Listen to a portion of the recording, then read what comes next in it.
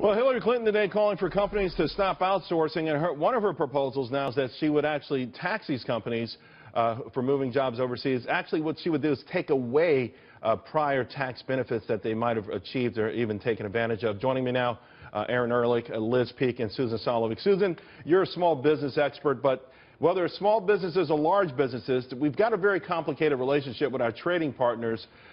It's a big issue for Donald Trump. It's a big issue for Hillary Clinton, and certainly a big issue for all these Americans losing their jobs. But what's the right answer?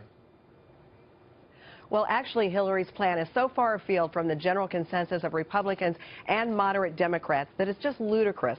But here's the thing. She's using tax policy as a punitive approach, and you have a choice. It's the carrot or the stick.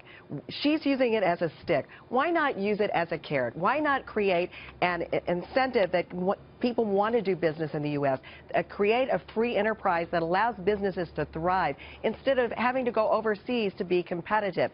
Create corporate tax reform, prevent the unions from having a disproportionate impact on policy, regulatory reform. And here's the bottom line here, Charles, is these politicians don't understand the consequences of their proclamations, because we live in a global economy, and right now there are a lot of reasons for people to have presence in overseas places around the globe.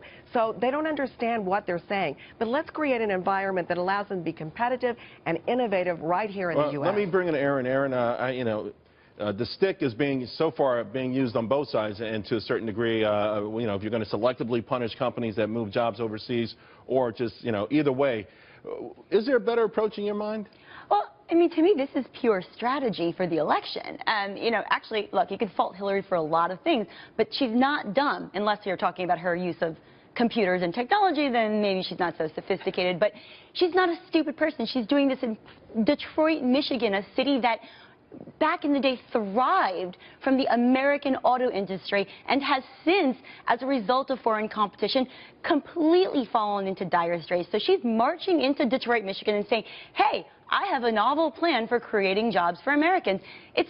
Look, to me, it's great strategy. Or some would say, I'm sorry, Liz, we got to go to a break. We'll be right back. But some would say that what happened to the auto industry in Detroit had nothing to do with foreign competition and a lot to do with unions, arrogance, high taxes, and so forth. But